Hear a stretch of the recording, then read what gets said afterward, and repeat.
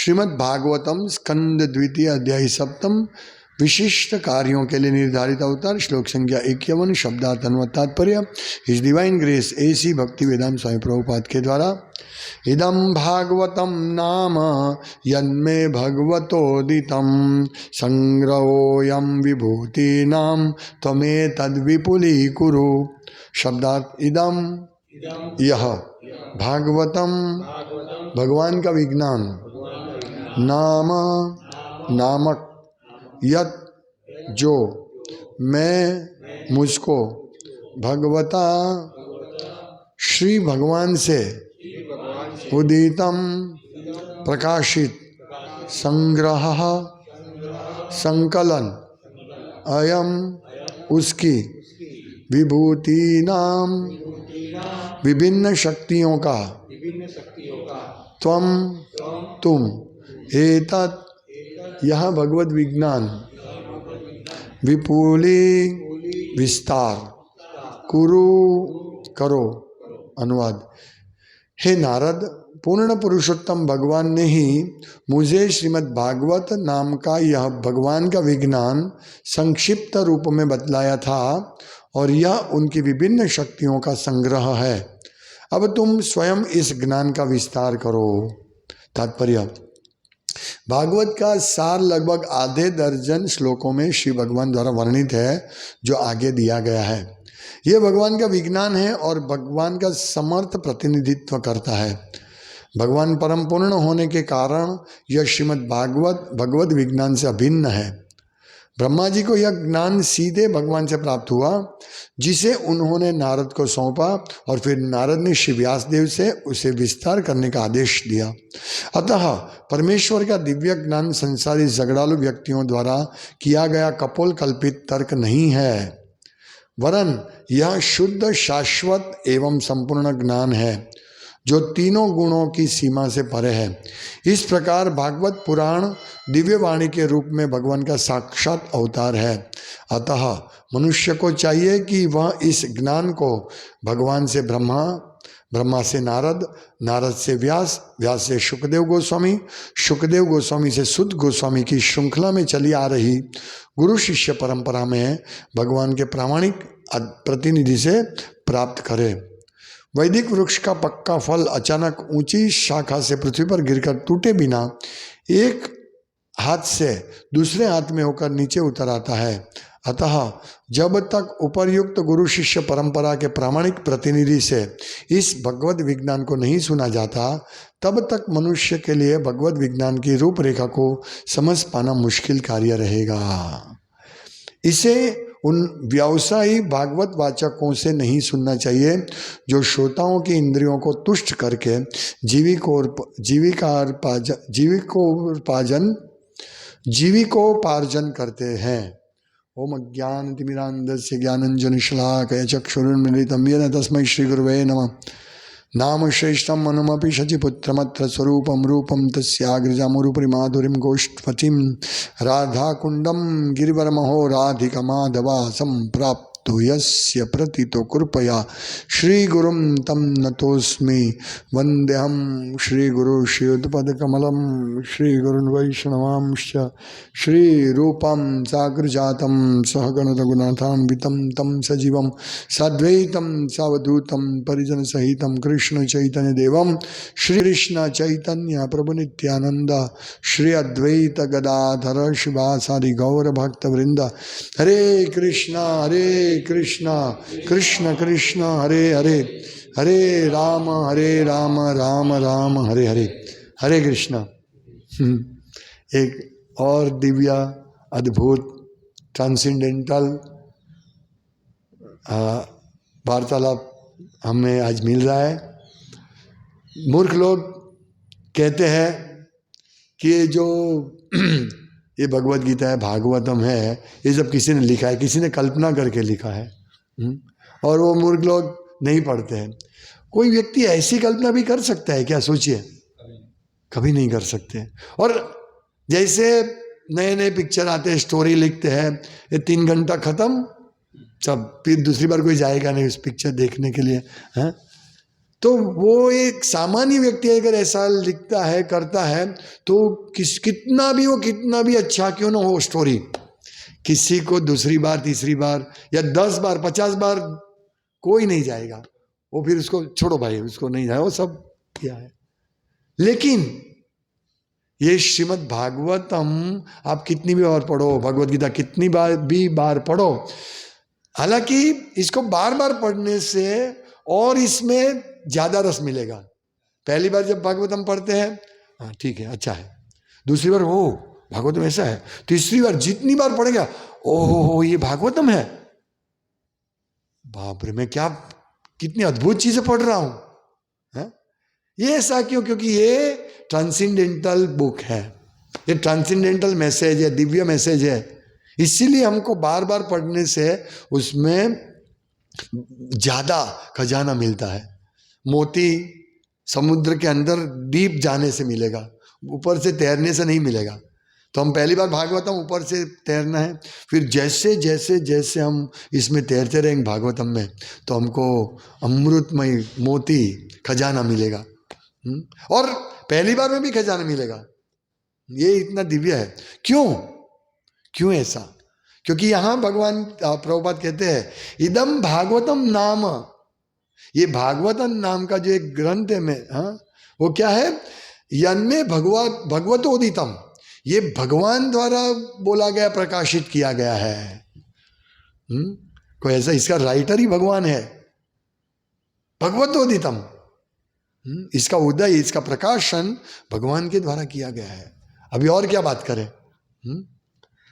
और संग्रह अयम विभूति नाम, वो क्या है? ये भागवतम क्या है? ये विभूति नाम मतलब विभिन्न शक्तियों का ये संग्रह है। किसकी?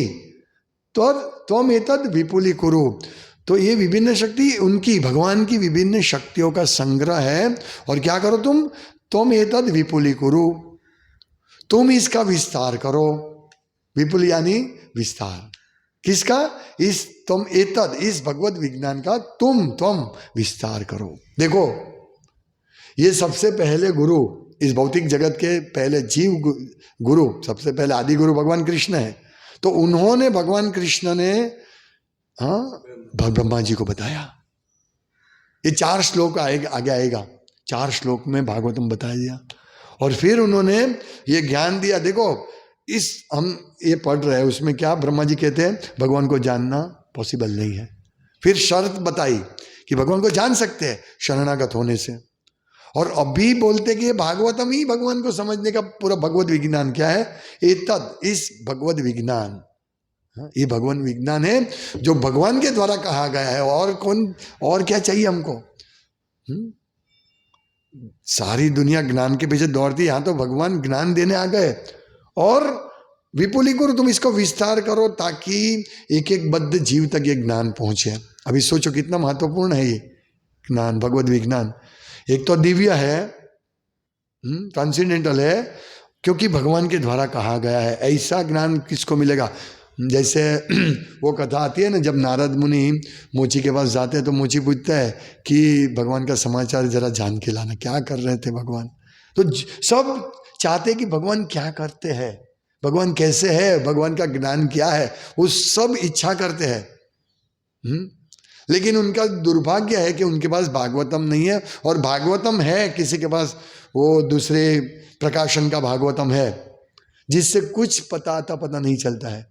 भागवतम श्रील प्रभुपाद का एक सर्वश्रेष्ठ भेंट है इस जगत को। ये पूरा जगत,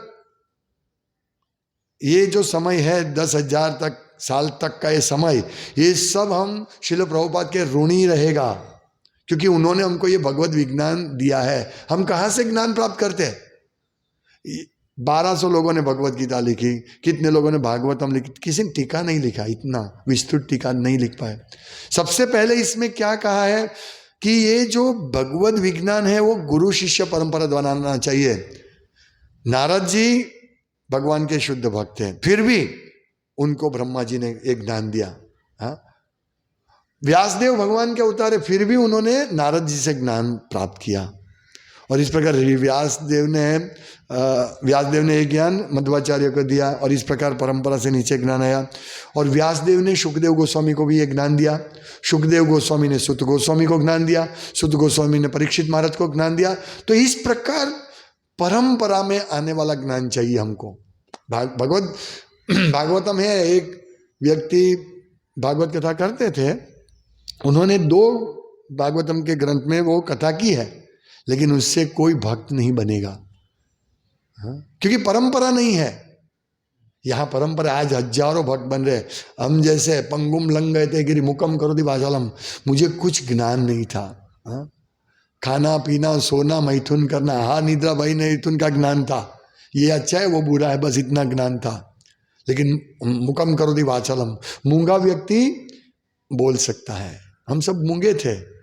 हाँ? पंगुम लंघयते गिरि, आज गिरि को मतलब बड़े पर्वत को पार कर सकते लंगड़ा व्यक्ति। कब? यद कृपा तम हम वंदे परमानंद माधव, माधव की कृपा होगी ना तब हम इस प्रकार से पार कर सकते हैं। तो कितना बड़ा सौभाग्य है। इसीलिए अभी ये पूरा जगत है ना, जैसे भगवान कृष्ण का जब अवतार हुआ या रामचंद्र भगवान अवतरित हुए या चैतन्य महाप्रभु अवतरित थे, तो उस समय इतना सुंदर वातावरण था, सब लोग प्रसन्न थे। जब भगवान के अवतार थे, जब चैतन्य महाप्रभु प्रकट हुए तो अद्वैताचार्य तो बहुत दूर थे, लेकिन वो इतने उत्साह से नाचने लगे, कीर्तन करने लगे, हरे कृष्णा कृष्णा कृष्ण हरे हरे, हरे राम राम राम हरे हरे। उनके साथ श्रीवास आदि प्रभु भी आए, वो भी नाचने लगे। लोग सोचते कि क्यों नाच रहे, हरि बोल करके, क्योंकि उस समय वातावरण इतना प्रफुल्लित था। वो तो स्वयं भगवान थे अद्वैताचार्य, उनको मालूम था प्रकट हो गए भगवान, इतने खुश हो गए। तो देखिए भगवान प्रकट होते तब खुश होते हैं। इसी प्रकार श्रील प्रभुपाद ने भागवतम को प्रकट किया है। बड़ा उत्साह की बात है।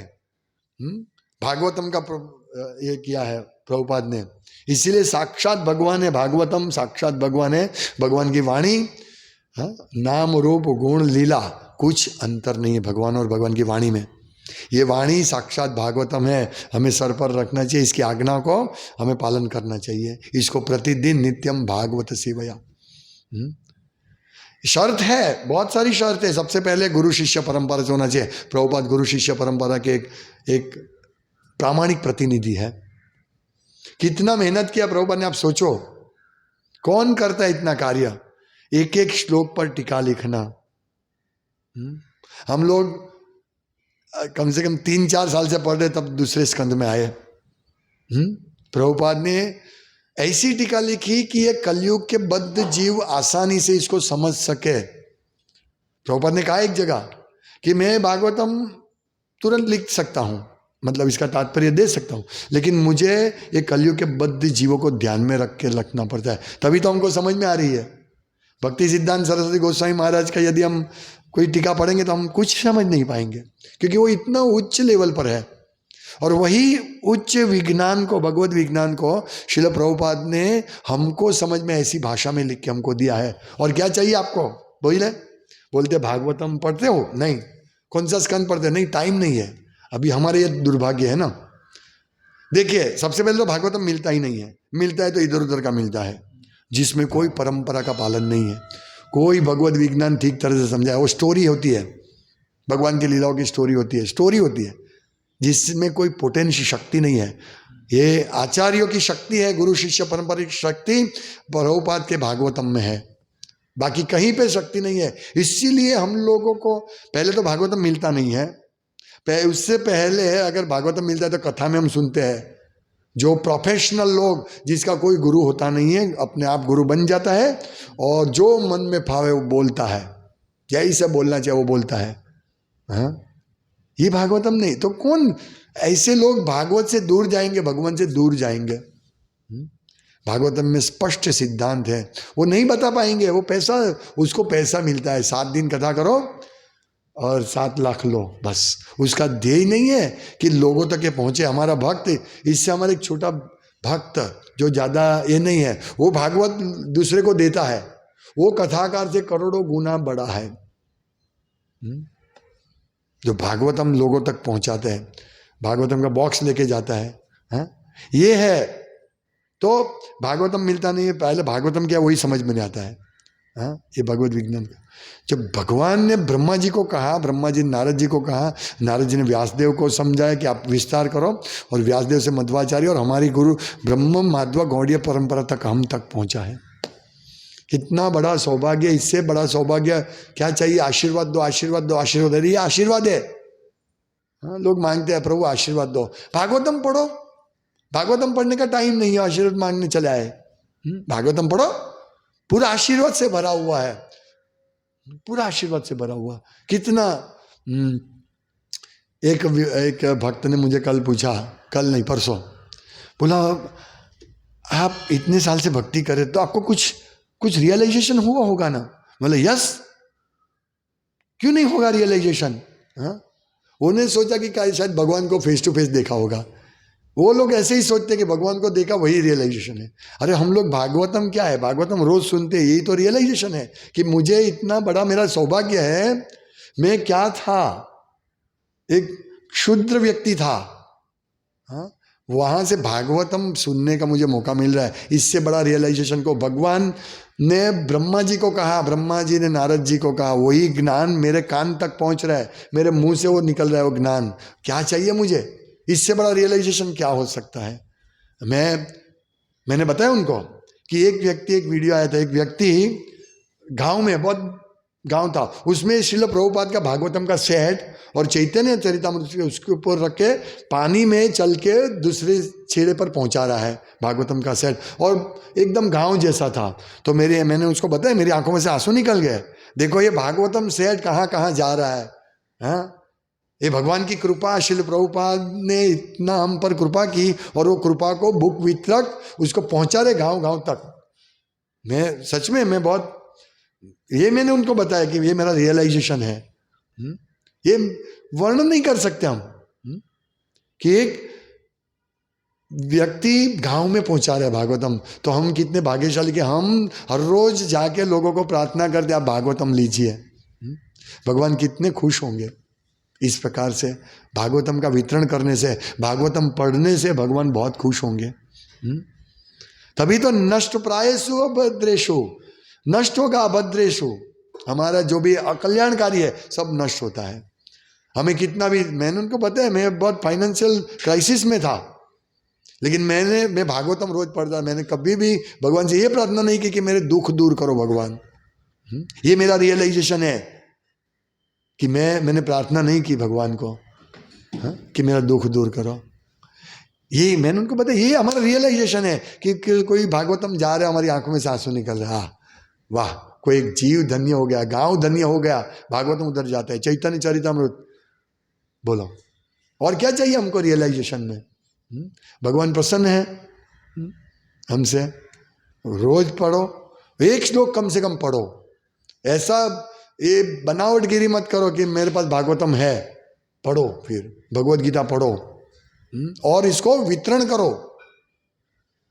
चलो आप अभी समय कम मिल रहा है तो वितरण करो और एक श्लोक कम से कम पढ़ लो, जाओ कम से कम इस मैराथन में 7 जनवरी तक, और हमारा परम कल्याण होगा। हरे कृष्णा।